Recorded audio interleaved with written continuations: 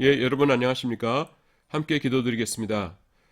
하나님 아버지, 오늘도 하나님의 말씀을 배울 수 있도록 기회를 허락해 주신 것을 감사합니다. 유익한 시간 될 수 있도록 성령 하나님께서 온전히 인도해 주시옵소서. 예수님의 이름으로 기도드리옵나이다. 아멘. 지난 시간부터 우리가 히브리서를 살피고 있습니다. 지난 시간에 마지막에 강의했던 부분을 간단하게 살펴본 다음에 오늘 진도 계속해서 나가도록 하겠습니다.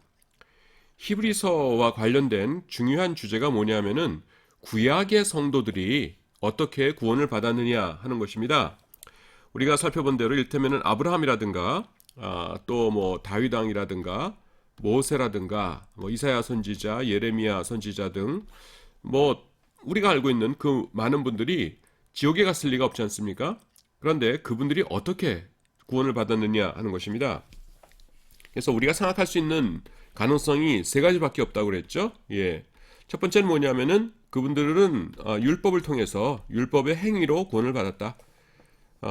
이것은 이제 지금 교회 시대는 이제 그 복음의 시대이고 옛날에는 율법의 시대였기 때문에 구약 시대는 십자가 이전에는 율법이 구원의 방편이었다. 그래서 그분들은 율법을 칼같이 지킴으로 인하여서 구원을 받았다라는 것인데 이건 아니라고 했어요. 성경이 뭐라고 증거합니까? 율법으로는 죄를 깨달음이니라. 율법으로 그의 앞에 의롭다 하심을 얻을 육체가 없나니라고 말씀하죠. 그래서 이건 아니라는 걸 알 수 있고요. 그 다음에는 그렇다면 믿음이다. 구약시대 때도 믿음인데 다만 구약시대 때는 예수님이 오시기 전이었기 때문에 그냥 구약에 계시되신 그 하나님을 믿는 그 믿음만으로 구원받은 것이다 라는 것이에요. 그래서 구약도 믿음이고 신약도 믿음인데 좀 믿음의 종류, 믿음의 내용이 다르다라는 것이죠. 이것도 맞는 말 같은데 자세히 보면 아닙니다. 왜냐하면은 만약에 십자가가 필요 없는 구약 시대의 하나님을 믿는 믿음만으로 인간들이 구원을 얻기에 충분했다고 하면은 하나님께서 세상에 예수님을 보내실 것이 아니라 그냥 구약의 그 믿음, 그 믿음의 종교를 온 세상 사람들에게 개방하시면 되는 거죠. 자, 다윗이 아브라함이 이렇게 나를 잘 믿어서 구원받았다. 지금까지는 내가 구약의 유대인들만 상대했었는데 이제 온 세상 모든 민족에게 그 문호를 개방하도록 하마 너희들도 와서 이들처럼 나를 믿고 구원받아라 이러시면 되는 거죠. 굳이 예수님 보내실 필요 없는 거죠. 그래서 타당한 그 결론은 뭐냐면은 그 예수님 때문에 구원받았다는 겁니다. 구약에 있는 성도들도. 그래서 십자가의 피로 십자가 이후도 구원받았고 십자가 이전에도 구원받았다라는 것이에요. 근데 이게 우리에게 조금 거리끼는 게 뭐냐면은 우리는 항상 그 소급 입법이라는 건 안 된다 이렇게 생각을 하죠. 어떤 법이 만들어지면은 그 법 이후에는 해당되는 거지 그 법 이전에는 그것이 해당될 수 없는 것이다. 그래서 십자가 이후에 우리가 십자가 때문에 구원받는다라는 것은 쉽게 이해가 되는데 십자가 이전 사람들이 어떻게 구원을 받느냐라는 것이에요. 그래서 지금 교수님 이상한 말씀 하시는 거 아닙니까? 이렇게 생각할 텐데 그게 아니라 우리가 옛날부터 어렸을 때부터 이제 모태 신자들의 경우에는 목사님께 여쭤보면은 똑같은 답을 주셨었어요. 아마 여러분들도 그 말씀 들으셨을 겁니다. 구약에 있는 성도들이 어떻게 구원받았습니까? 그러면은 구약에 있는 성도들은 실 메시아를 믿어서 구원받았고 그 다음에 신약의 성도들은 신 메시아를 믿어서 구원받는다. 이렇게 대답을 들으셨을 거예요. 오실 메시아, 오신 메시아 공통점이 뭡니까? 메시아죠. 그래서 옛날부터 목사님들이 하셨단 말씀이에요. 제가 지금 뭐 이상한 걸 가르치는 것이 아니라. 그래서 그거를 이제 우리 목사님들께서는 그냥 이렇게만 말씀하셨는데 이제 여기는 전문적인 신학을 배우는 곳이니까 성경에 그것이 어떻게 나타나 있는가 하는 것을 살펴보는 겁니다. 자, 그 좀 뚱딴지 없는데요. 뚱딴지 같은 말인지 모르겠는데 우리나라 민법이 있어요. 민법에 147조랑 그 다음에 151조에 보시면은 정지 조건부 법률행위라는 것이 있습니다. 법률행위. 법률행위의 대표적인 것은 이제 계약이죠. 법으로 정한 어떤 행위 이런 것을 법률행위라고 그러니까요. 정지 조건부라는 거 뭐냐면은 정지 조건이 이제 붙어 있는 정지 조건이 붙어 있는 법률 행위라는 것입니다. 주로 이제 147조 보시면 나오는데 민법입니다. 우리나라. 요게 갑자기 지금 교수님 이거 뭐 혹시 그 동영상 녹화해 놨던 거가 딴 거랑 지금 엉킨 거 아닙니까? 그런데 아니에요. 지금 그냥 조금 전하고 그냥 그 쭉 연결되는 겁니다. 그러니까 우리 히브리서 공부하는데 도움이 되는 거기 때문에 제가 잠깐 말씀드리는 겁니다. 그냥 어려운 거 아니니까 들으시면 돼요. 어, 법률행위는 법률행위인데 정지 조건이 붙어 있는 법률행위라는 것입니다. 그래서 간단히 말해서 이런 거예요. 이를테면 A가 있고 B가 있어요. 그래서 A는 이제 자동차 수집광입니다. 옛날 자동차 이렇게 수집하는 사람 있죠. 그리고 B는 그냥 부자예요. 부자인데 B가 친한 친구니까 그 와서 같이 저녁 먹자 해가지고선 A가 그러자 해가지고 갔어요. 근데 A가 이를테면은 1958년도 포드 자동차 나왔던 모델 그걸 막 찾고 있는데 못 찾은 겁니다. 근데 B 집 가가지고 밥 먹다가 내가 그 이제 창고 한번 구경시켜 줄까 해가지고선 옛날 창고를 이렇게 봤는데 거기 갔더니만은 자기가 그렇게 찾고 싶었던 1958년도 포드 무슨 모델 자동차가 거기 떡 있는 거예요. 그래서 야 이거 자네 귀한 건데 어떻게 있나 이렇게 하면서 막 부러워합니다. 근데 B 입장에서는 그냥 옛날에 자기네 집은 대대로 부자였으니까 그냥 그 아버지나 할아버지가 이제 사놓으신 거예요. 그래서 옛날 거라 타지도 않고 그냥 세워놓습니다. 그래서 이게 그렇게 자네 갖고 싶나? 그래 갖고 싶지 이렇게 하는 겁니다. 그러니까 B가 기분이 좋아져서 하는 말이 뭐냐면은 요번에 이제 대통령 선거가 가까이 다가왔는데 그 선거에서 내가 아무개를 지지하는 거 자네가 알지? 그럼 알지. 난 그 사람이 꼭 대통령 됐으면 좋겠는데 그 사람이 대통령 되면 내가 요 자동차를 자네에게 공짜로 줌세 이렇게 얘기하는 겁니다. 그러니까 B가 너무 좋아가지고서는 자네 그 다른 말하기 없긴 해. 아이고 그럼 다른 말을 내가 왜 하나? 자네한테 거짓말하는 거 봤나? 아무개가 내가 지지하는 그 사람이 대통령이 되게만 한다면은 이 자동차 1958년도 포드 무슨 모델 자네에게 공짜로 줌세 이렇게 하는 겁니다. 그래서 A랑 A가 거기서 그럼 우리 계약서 쓰세 그러세 해가지고서는 계약서를 쭉 써요. 대통령이 당선되면 아무개가 이 자동차를 나에게 공짜로 주기로 함. 그 다음에 양쪽에 이게 사인 해가지고서는 완성됐어요. 그러면 요게 뭡니까? 요 계약서가 법률행위예요. 법률행위인데 조건이 붙어 있죠. 뭐예요?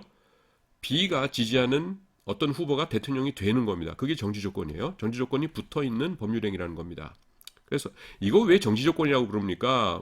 어떤 분들 그렇게 말씀하실지 모르는데 그건 뭐 저도 몰라요. 그냥 그렇게 되어 있어요. 근데 그 요런 거를 정지 조건부 법률행위라고 그래요.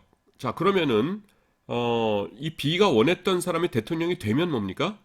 A가 그 계약서 딱 들고 가서 자네가 나한테 그때 이렇게 약속했었네. 그 자동차 주게나 그러면은 그러겠네. 나 참 그 사람이 대통령이 돼서 기분 좋으네. 자 공짜로 가져가게나 하면서 주는 거죠. 하지만 그것이 조건이 성취되지 않았어요. 이 사람이 싫어하는 사람이 대통령이 됐습니다. 그런데 그 계약서 가져가가지고서는 자동차 내놓게 하면은 B가 안 주겠죠. 기분도 나쁜데 자네 그런 말 하지 말게. 여기 조건이 분명히 있지 않았나? 내가 원하는 사람이 안 됐으니까 자동차를 줄 수 없네. 이렇게 되는 겁니다. 이게 정지조건부 법률행위예요. 미래에 일어날 어떤 사항의 성취를 전제로 해가지고서는 그 계약의 이행을 이렇게 약속해 놓은 법률 행위를 정지조건부 법률 행위라고 합니다. 그런데 이걸 갑자기 히브리서 하다가 왜 말씀을 드리냐 하면은 하나님께서 이 율법을 주실 때에 구약에서 율법을 주실 적에 그것이 정지조건부 법률 행위였다 이렇게 봅니다. 자, 율법 보시면은요, 어떻게 되어 있습니까? 그 옛날에 그리심삼과 그 다음에 에발산에다 사람들을 이렇게 모아놓고서는 이렇게 이러한 자들은, 그, 복을 받을지어다. 그 다음에 이런 일을 행하는 자들은 저주를 받을지어다. 그러니까 백성들이 아멘, 아멘 하면서 그걸 그 율법을 받아들였죠. 그러면서 하나님께서 주신 말씀이 뭐예요? 이 율법의 말씀을 그대로 다 지키는 자는 이로 인하여서 구원을 얻을 것이다. 생명을 얻을 것이다. 이렇게 말씀하셨어요. 그런데 여러분, 그 율법을 어느 정도 지켜야 구원 얻는 겁니까? 완벽하게 지켜야 돼요. 우리 성경에 뭐라고 돼 있어요? 온 율법을 다 지키다가 하나에 거치면 딱 하나 안 지켰어요. 그러면은 온 율법을 다 안 지킨 것과 똑같다고 돼 있죠. 예. 그러니까 그 100점 만점만 천국 가는 거고요. 99점이고 하나 틀렸어요. 그러면 빵점짜리랑 똑같은 취급받는다는 겁니다. 그래서 그 성경이 뭐라고 말씀해요? 율법으로 그의 앞에 의롭다 하심을 얻을 육체가 없나니 그러시죠. 이거 왜 그래요, 여러분? 이거 왜 이래요? 하나님 계신 곳에 가는 것이 구원받는 것인데 하나님 계신 곳이 어떤 곳입니까? 완전한 곳이죠. 거기는 조금이라도 그 죄가 있는 사람은 못 들어가는 거예요. 상대평가 아닙니다. 완전 절대평가로 해가지고서는 100점 만점 이래야 가는 거예요. 근데 인간이 100점 만점 맞을 수 있어요? 율법으로? 안 되죠. 사도 바울도 뭐라고 그럽니까? 십계명 평생을 통해서 열심히 지켰는데 제일 마지막이 뭐예요? 탐심이죠. 예. 탐심의 죄. 이거 나는 이걸 지키지 못하였다 이렇게 고백하지 않습니까? 그러니까 인간이 아무리 노력을 한다 해도 이 원죄가 있는 이미 타락한 망가진 인간이기 때문에 율법을 완벽하게 지킬 수가 없는 것이에요. 근데 율법을 수요할 그 당시 사람들은 뭣도 모르고 그냥 자기네가 할 수 있을 줄 알고 아멘 아멘 그러면서 저주를 받을 것이니라 아멘 저주를 받을 것이니라 아멘 이러면서 그 율법 언약에 참여했죠. 근데 하나님께서는 뭘 하셨어요? 야 이 녀석들아 너네가 이거 못 지켜라는 것 아셨어요. 너네가 이미 타락한 녀석들이기 때문에 내가 원하는 대로 완벽하게 율법 못 지켜 이걸 아셨죠. 근데 왜 이거 주셨어요? 골탕 먹여가지고 다 지옥 보내려고요? 아니죠. 하나님께서는 우리를 사랑하시기 때문에 율법을 주시는 거였어요. 구원해 주시기 위해서. 근데 율법 자체에는 구원의 능력이 없죠. 하나님께서 마음에 두셨던 것이 무엇입니까? 이제 잠시 후면은 내 아들을 세상에 보내리라. 예수님이시죠. 그래서 너희 죄를 위하여서 십자가에 못 박혀 죽어서 너희 죄를 위한 속죄 제물로 삼으리라. 그러면 그것이 이루어지면은 내가 너희를 구원해 주리라 라고 하나님께서 플랜을 가지고 계셨어요.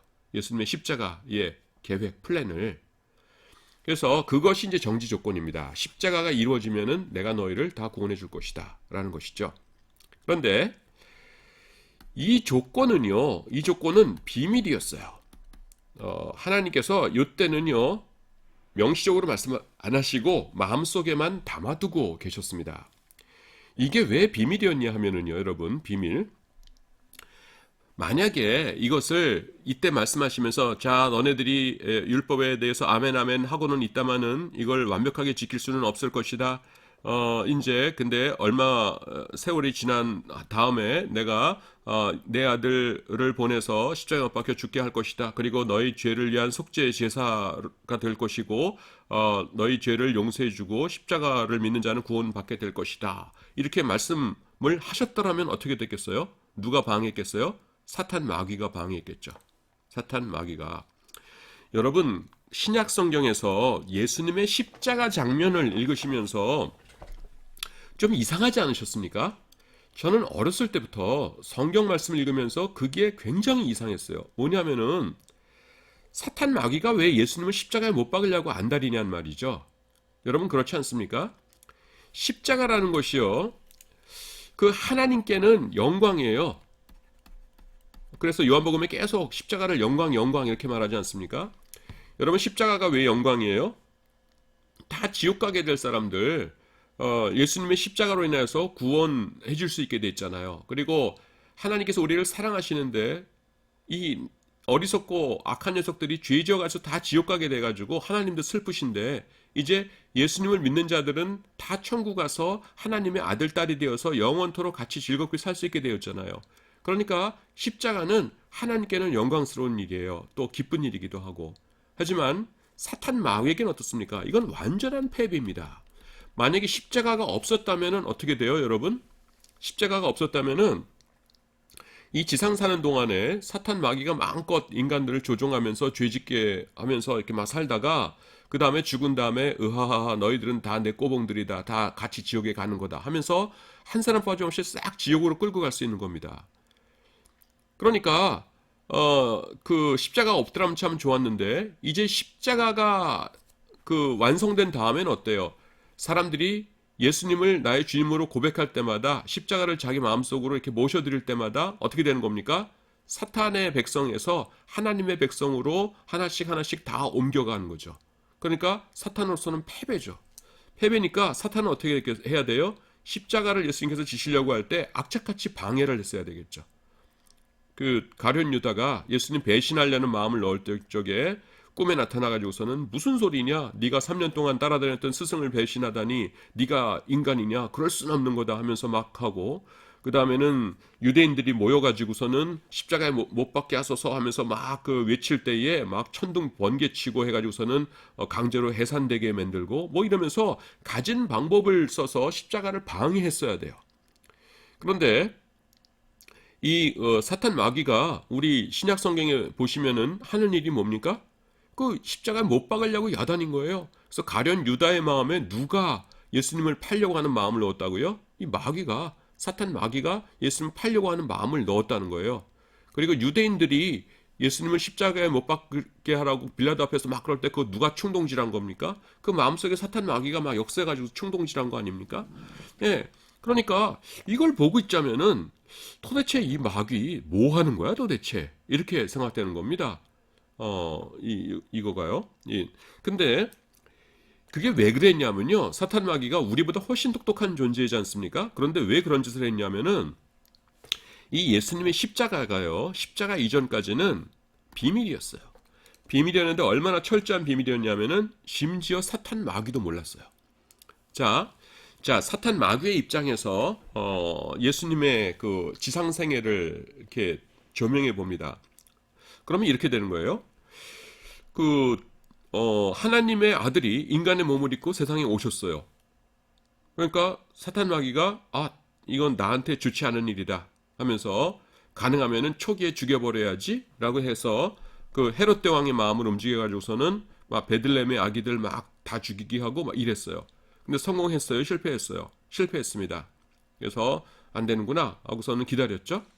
그러다가 예수님께서 이제 공생애를 시작하셨습니다. 공생애 시작하시니까 어떻게 했어요? 40일 금식기도 마칠 때쯤 해가지고서는 3번씩이나 예수님을 시험했죠.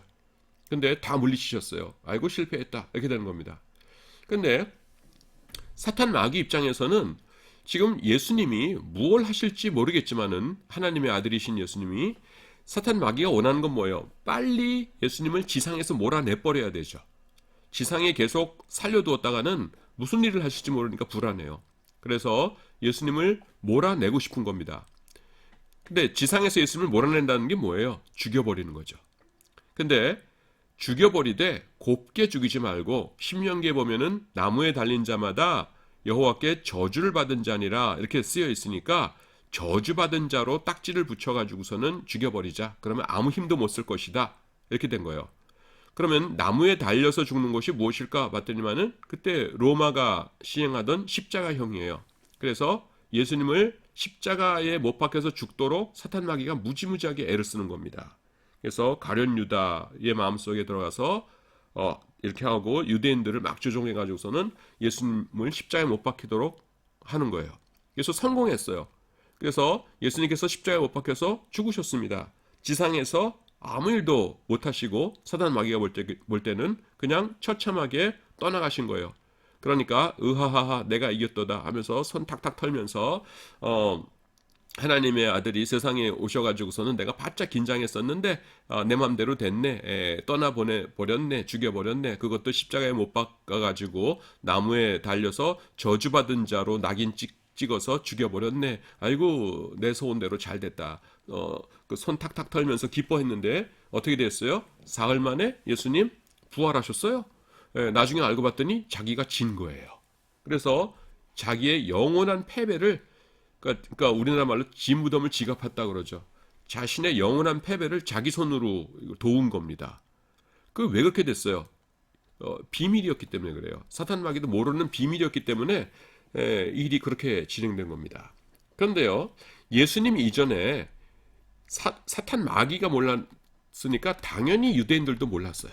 유대인들. 그래서 유대인들은 어떤 생각을 가지고 있었나 하는 것을 살펴보도록 하겠습니다. 그러면은 무엇을 알 수 있냐면은 사도 바울이 왜 그렇게 예수 믿는 사람들을 핍박하려고 했고, 그 다음에는 다메섹 도상에서 깨달은 것이 도대체 무엇인가 하는 것을 알게 되는 것입니다.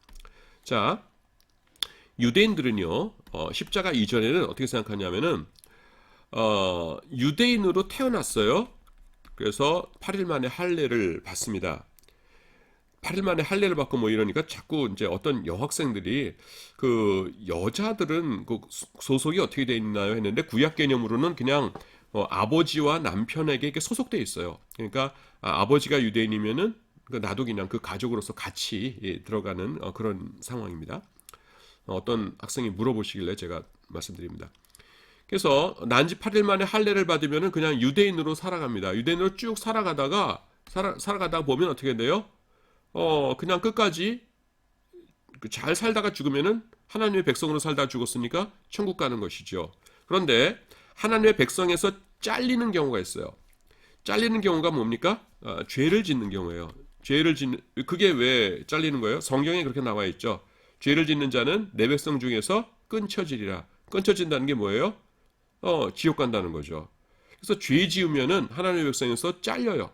그런데 한 번이라도 죄를 지으면 그냥 잘리느냐?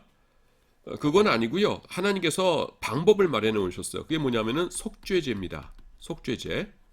속죄 제사를 하나님께 드리면은 하나님께서 그 속죄 제사를 받으시고서는 다시 용서해 주시죠. 그러면 다시 하나님의 백성에 합류하게 돼요.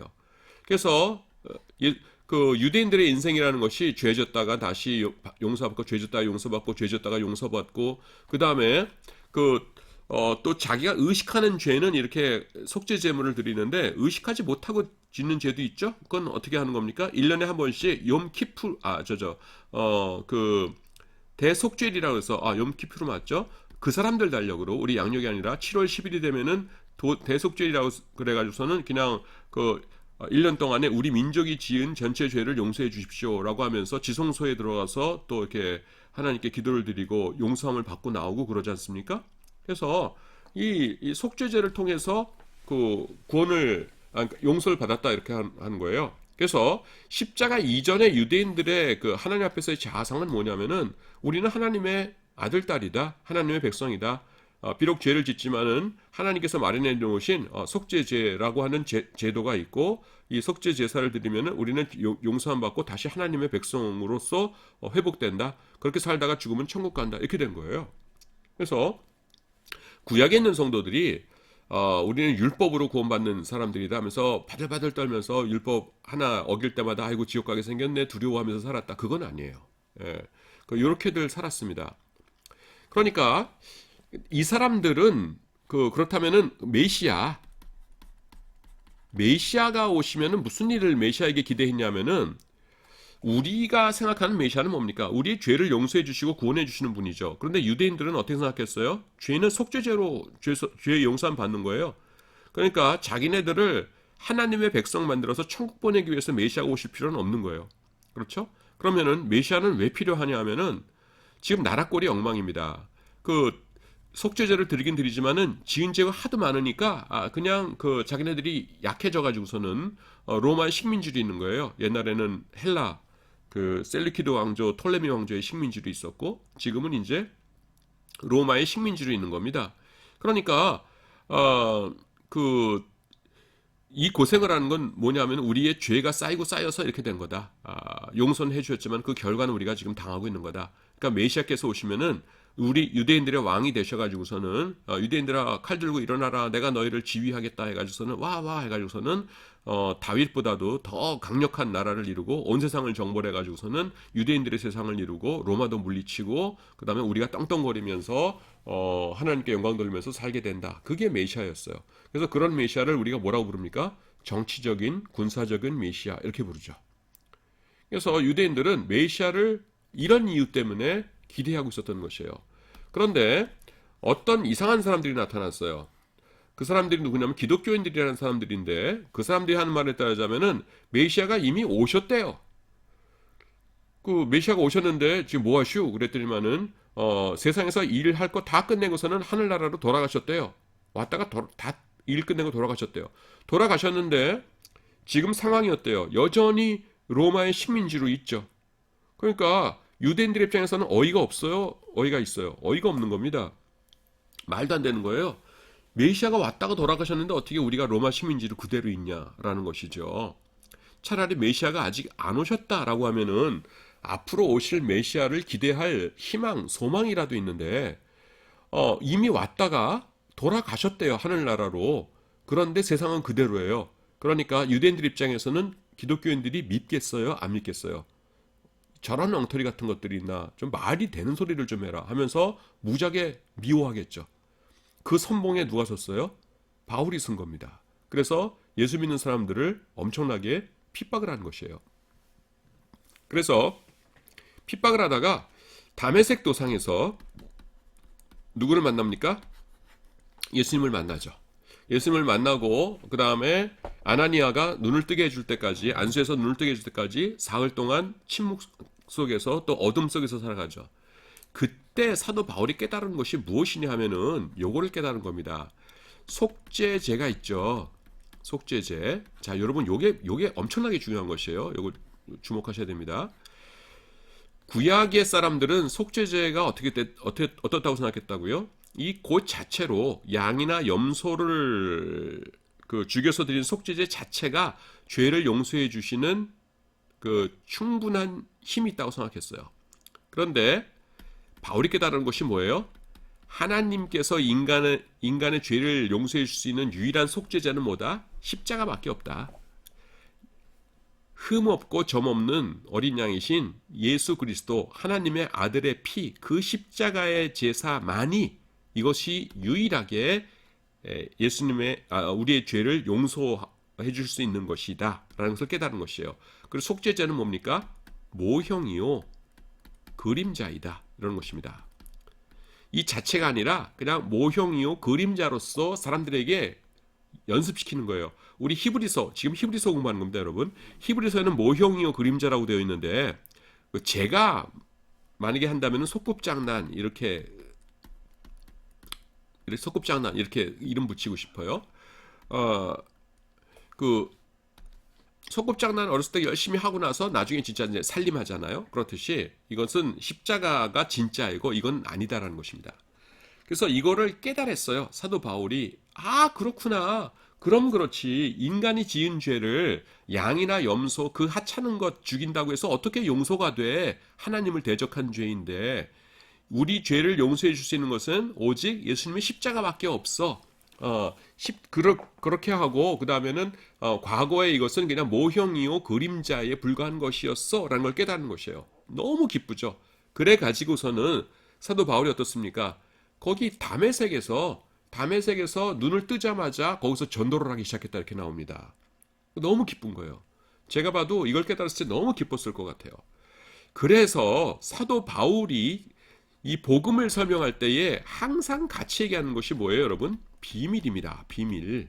여러분, 성경에 보시면은요, 바울 서신들 보세요. 사도 바울이 복음이라는 거를 설명할 때마다 거의 제 기억으로는 한 번도 안 빠지고 이 비밀이라는 말이 등장합니다. 내가 그리스도의 하나님의 비밀을 너에게 전하노니, 내가 하나님의 비밀을 맡은 자로서 이 비밀은 창세전부터 그리스도 안에 감추인 바 되었다가 이제 드러났으니 내가 비밀을 너희에게 이르노니 내가 비밀을 말하노라 하면서 복음이라고 할 자리에다가 항상 비밀 이렇게 이야기를 해요. 미스테리온이라는 단어인데 요걸 비밀 이렇게 얘기합니다. 왜 이 얘기를 하냐면은 그게 진짜 비밀이었다니까요. 조금 전에 말씀드렸다시피 아주 간단해요. 십자가 이전까지는 유대인들에게, 세상 사람들에게, 심지어는 그 똑똑하고 영리한 사탄 마귀에게도 하나님께서 이 십자가 사역을 비밀에 붙이신 거예요. 비밀.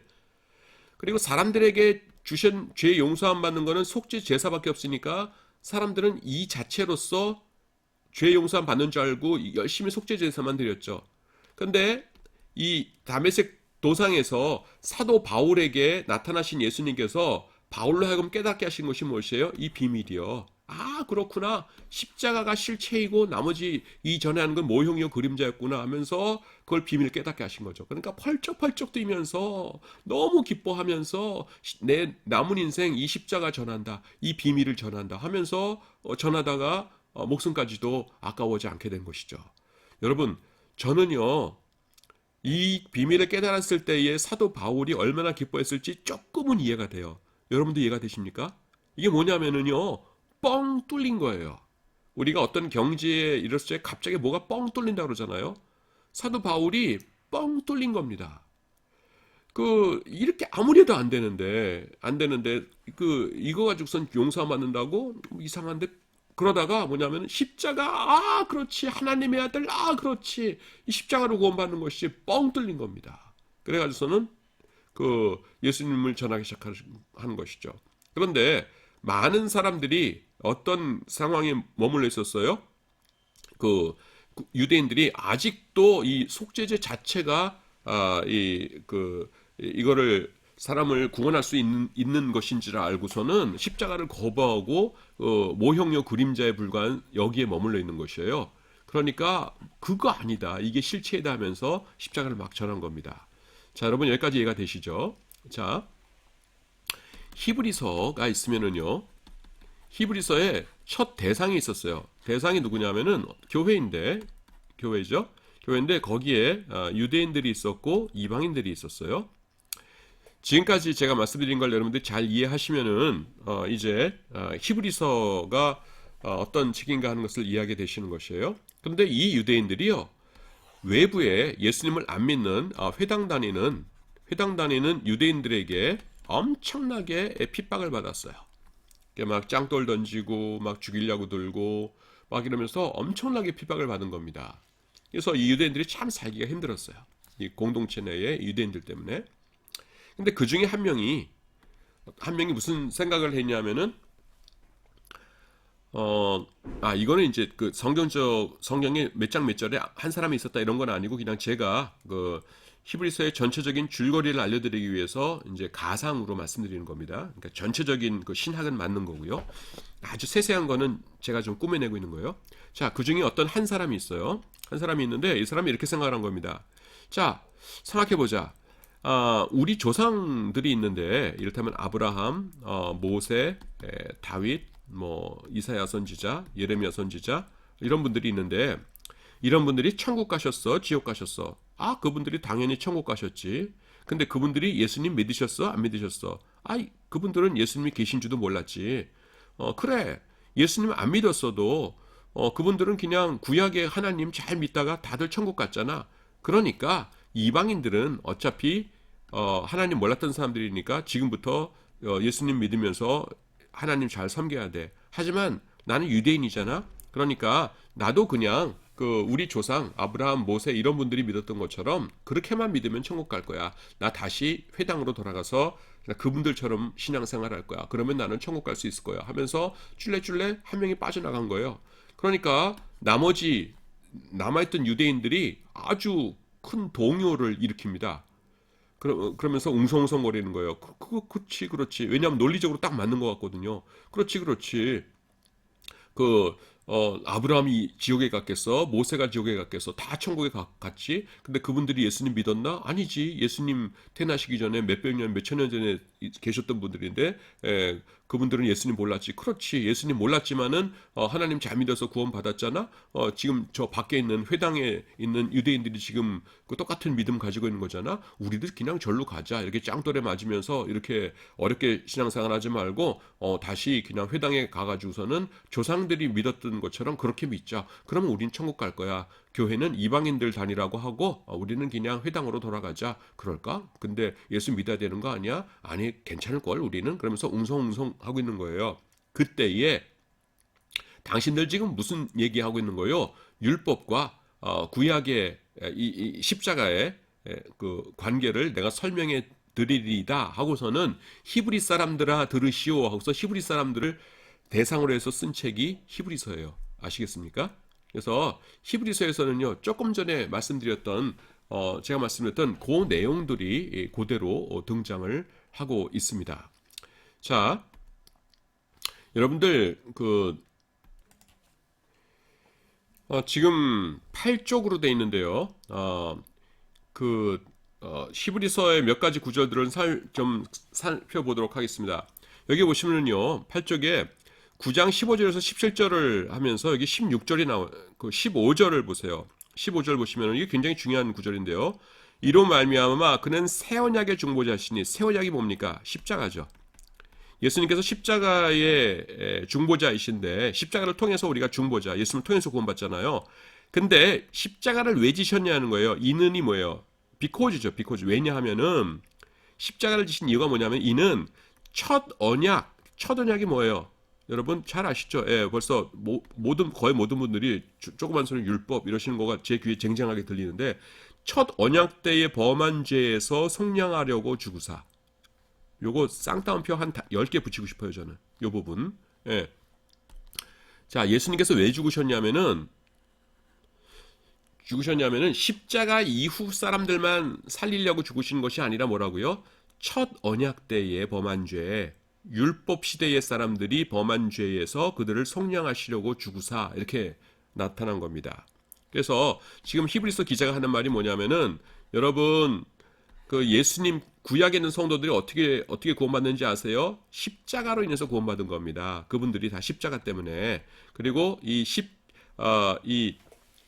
예수님께서 이 구약의 율법 시대 때 죽은 사람들도 속량하시려고 죽으신 겁니다. 첫 언약 때 범한 죄에서 속량하라고 죽으신 겁니다. 이렇게 이야기하고 있는 것이에요. 자, 그 다음에 여기 보시면은 유언이라고 나오죠. 유언.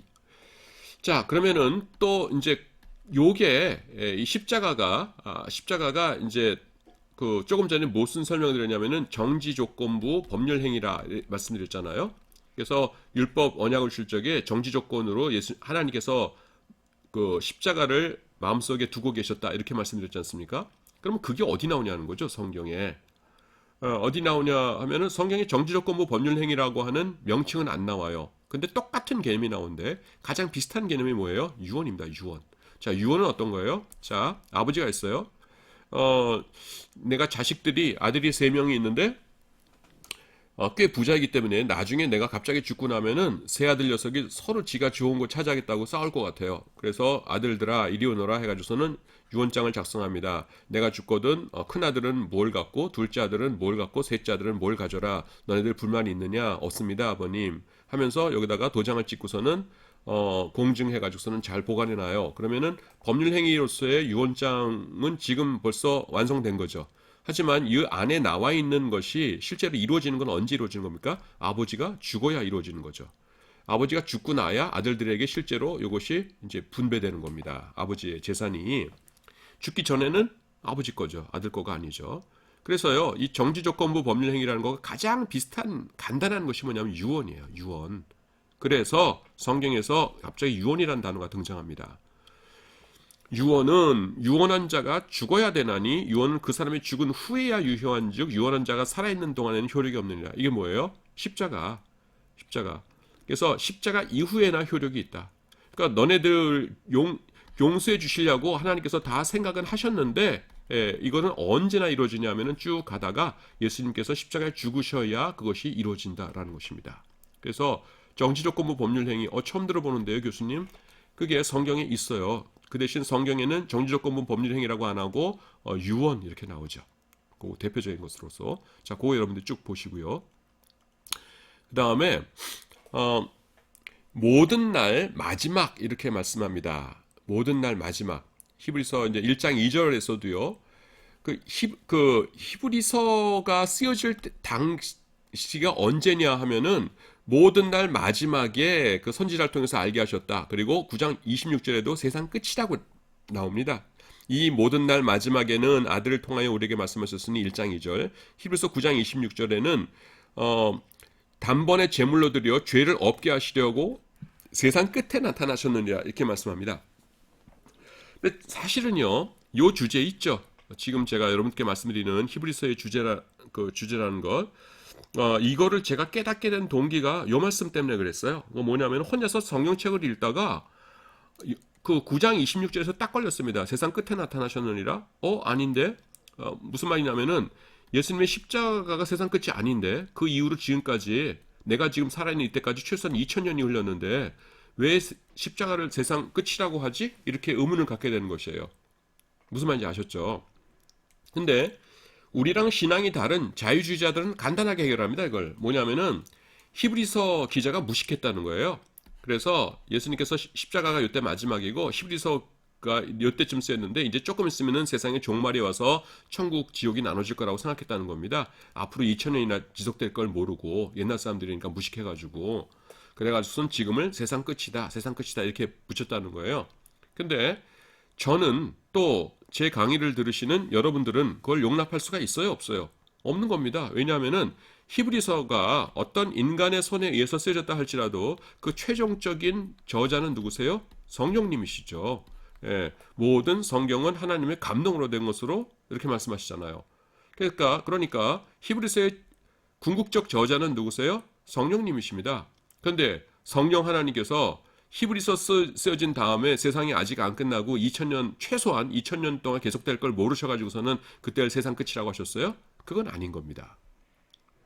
그래서 제가 이거 뭐지 하면서 연구하다가 지난 시간과 오늘 그 강의하는 그 내용을 제가 깨닫게 된 것이에요. 자, 그래서 세상 끝이라는 건 뭐냐면은 여기서 세상이 정말 종말이 된다는 것이 아니라 하나님의 구원 계획이 이렇게 있는데 구원 계획, 하나님의 섭리의 구원 계획이 마지막이 뭐예요? 이게 십자가라는 겁니다. 그래서 우리는요, 그림 그릴 때 어떻게 그리냐면은 십자가가 처음이고 십자가 이후에 하나님의 구원의 섭리가 쭉 나타나죠. 그래서 지금 우리가 여기 있고. 근데 하나님의 구원사적으로 봤을 적에는 뭐냐면은 하나님의 구원의 섭리가 마무리되는 것이 십자가라는 거예요. 지금 세상 끝이라는 게 그 뜻입니다. 그리고 그다음부터는 뭐 2000년이 흐르건 3000년이 흐르건 상관이 없어요. 하나님께서 정치적 공부 법률 행위로 내가 내 아들 세상에 보내서 그 구원을 완성시키겠노라라고 하신 다음에 뭡니까? 그것이 완성된 것이 뭡니까? 그 십자가라는 것이죠. 그래서 요거가 세상 끝이다 이렇게 표현하고 있는 것입니다.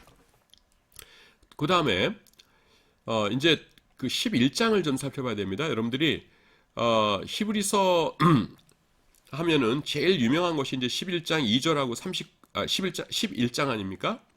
여러분 그 히브리서는요 구조가 어떻게 되어 있냐면은 이제 구조가요 요 11장을 배경으로 해가지고서는 이제 13장에서 끝나는데요. 그래서 1장부터 10장은 뭐냐면은 이제 그 논의입니다. 지금 조금 전에 이제 그 클라이막스인 9장을 말씀드렸고 또 10장에 가보시면은 황소와 염소의 피가 죄를 없이 하지 못할지라 그러면서 이제 여러분 그 히브리서의 첫 번째 그 독자들이었던 그 유대인들이 그 믿고 있는 구석이 뭐예요? 저기 회당으로 돌아가도 그 짐승 잡아서 제사 드리면은 죄 용서함 받는 거니까 천국 가는 거 아니겠어? 그거잖아요. 그러니까 10장에서 그 염소와 피가 그 죄를 없이 하지 못한다 이렇게 분명 말씀하고 있죠. 그래서 이렇게 쭉 내용을 모형이요 그림자고 십자가만의 실체이다는 걸 한 다음에 11장이 있고요. 지금부터 말씀드린 11장이 있고 그 다음에는 12장, 13장은 이제 윤리적인 겁니다. 그렇다면은 우리가 이렇게 귀한 구원을 얻은 우리는 앞으로 어떻게 살아야 되나라는 것을 설명해 주고 있는 것이에요. 그래서 11장을 좀 설명하기로 하는데요. 11장의 어떤 구조부터 알려드릴게요. 11장은 처음에 1절, 2절에서 1절, 2절에서 이렇게 서론적인 얘기를 하고 그 다음에는 중간에 장황하게 뭐가 나타나냐면은 그 구약의 믿음의 선진들에 대한 예가 많이 나와요. 그래서 우리가 보통 이것들을 설교하죠. 뭐 아브라함은 믿음으로, 뭐 노아는 믿음으로, 누구는 믿음으로 하면서 믿음의 선진들이 쭉 나오고 그 다음에 제일 마지막에 2절에서 또 이제 2절에서 마무리를 하고 가거든요. 그래서 논리적으로는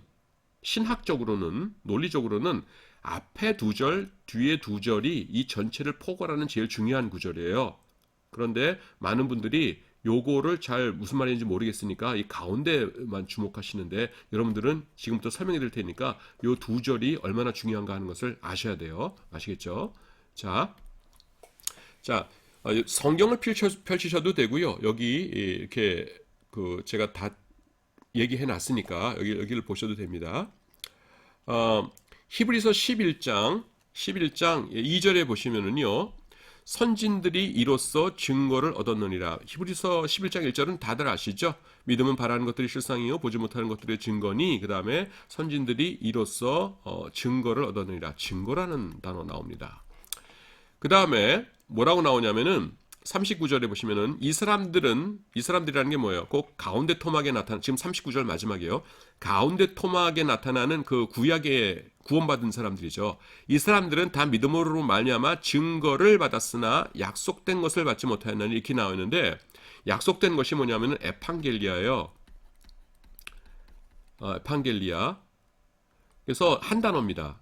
그래서 약속된 것이 아니라요, 약속을 받지 못해. 에판겔리 약속인데 옛날 개역 한글판에서는 약속을 받지 못하였느니라고 그게 제대로 번역한 거예요. 그런데 개역 개정판에서는 이제 일반 성도들이 읽기 편하게 한다고 이게 축축 늘어서 좀 번역을 하다 보니까 약속된 것이라고 해서 성경대로 번역을 못했어요. 약속을 받지 못하였느니, 이게 맞아요, 여러분. 그래서 약속입니다. 그래서 구약에 있는 성도들은 증거만 받았고 약속을 받지 못했고요. 이제는 우리가 약속을 받는다, 이 말씀이에요. 신약의 예수님 십자가 이후에는. 자, 선진들이, 구약의 성도들이 이로써 증거를 얻었느니라. 2절의 앞에. 그 다음에 39절 제일 마지막 절에서 뭐라고요? 이 사람들은 마지막에서 이 사람들이 증거로 말미암아 증거를 받았으나 약속은 받지 못했다 그랬죠. 그럼 증거 약속이 뭐냐는 거죠. 여러분, 이런 겁니다. 아주 간단한 건데요. 자, 여러분들 가운데도 아마 연애하는 사람들이 있을지 모르겠는데, 남녀가 연애를 합니다. 그래서 남자도 여자를 아주 아끼고 여자도 남자를 아주 사랑해요. 그래가지고서는 서로 이제 아끼고 좋아하고 그러는데, 나를 좋아하고, 그러니까 여자 입장에서 나를 좋아하고 저 오빠가 나랑 결혼하고 싶어 한다는 증거는 무지하게 많은 거예요. 근데 몇월 며칠 날 결혼하자라고 하는 약속은 안 해주는 겁니다. 그래서 나를 사랑하지 않나? 해가지고서는 오빠 핸드폰 줘봐, 패턴 풀어봐 해가지고서는 전화 걸게서 1번 찌 누르면은 나한테 띵동띵동 하고 내 사랑 아무개 이렇게 뜹니다. 또 사진 이렇게 보면은 뭐예요? 온통 내 사진으로 도배되어 있어요. 혹시 딴 여자 있나 봤더니만은 아무도 없어요. 그냥 온통 내 사진밖에 없어요. 그리고 그냥 만날 때마다 사랑해 사랑해 이러고 나를 사랑해서 나랑 결혼하고 싶어 한다는 증거는 차고 넘치는 겁니다. 근데 결혼하자는 약속은 안 해줘요. 그래서 좀 시무룩해요. 그런데 어느 날 여자랑 같이 야 오늘 오지 정동진 가자 해가지고서는 정동진 드라이브를 갑니다. 그랬더니만은 맛있는 것도 먹고 백사장에서 뛰놀기도 하고, 그 다음에 이제 해가 질 무렵에 갑자기 아무개야 하더니만은 오빠 눈 똑바로 쳐다봐 하더니만은 우리 결혼하자, 나 너 사랑한다, 나랑 결혼해 주겠니 하는 거예요. 그래 오빠 우리 결혼하자. 그래 그러면은 내년 봄에 5월 셋째 주에 우리 교회에서 결혼하기로 하자. 그래 오빠. 근데 왜 이제서야 나한테 청혼하는 거야? 그랬더니만은 너는 너무나 귀한 여자이기 때문에 내가 평생 행복하게 해주고 싶었는데 그동안 직장이 변변치 못해서 감히 너에게 청혼할 생각을 못했는데 어저께 드디어 좋은 직장, 정규직 직장을 얻게 되었기 때문에 이제는 자신 있게 너한테 청혼을 하게 된 거야. 해가지고서는 그럼 우리 다음 봄 5월 셋째 주에 결혼하자 약속하고선 약속을 하는 거예요. 그게 증거와 약속의 차이입니다. 자, 그런데요, 여러분, 구약에 있는 성도들은 증거밖에 못 얻었다고 했죠. 근데 이제는 뭐예요? 하나님께서 우리에게 약속을 주셨다고 했죠. 그렇죠? 예. 이건 뭐냐면은 천국에 가게 하시려면은요, 우리 죄를 용서해 주셔야 천국에 갈 수 있는 거예요. 근데 죄 용서는요, 하나님께서 정해 놓으신 게 딱 하나밖에 없어요. 방법이 십자가입니다. 십자가의 보혈.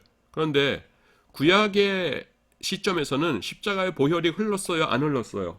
안 흘렀으니까 아무리 하나님이시라도 구약에 있는 성도들에게 약속을 주실 수가 있어요, 없어요? 없다는 겁니다. 그 대신에 예수님의 십자가가 완성되고 나면 너희는 반드시 내가 구원해 줄 것이라는 증거들은 풍성하게 주시는 것이죠. 그래서 약속은 못 주셨어요. 하지만 이제 예수님께서 십자가에 못 박혀 죽으셨어요. 그 다음에는 뭡니까? 완성되었죠, 구원이. 그러니까 얼마든지 약속을 주시는 겁니다. 그래서 증거를 받았으나 약속을 받지 못하였느니 라는 것이 그 말씀이에요. 자, 다음 시간에 계속 설명하도록 하겠습니다. 자, 여러분 수고하셨습니다.